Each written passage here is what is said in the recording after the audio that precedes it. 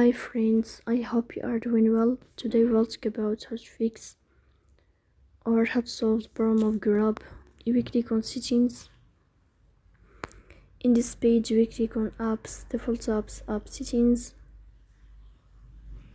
In this list you will search about the application of Grub and you will click here in this window.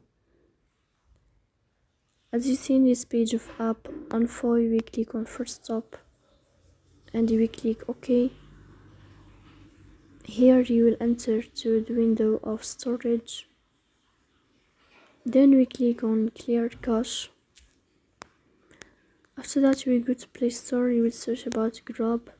Then you will update your app. So that's all. Don't forget to support us by like and subscribe. See you next time and thank you for your watching and your attention.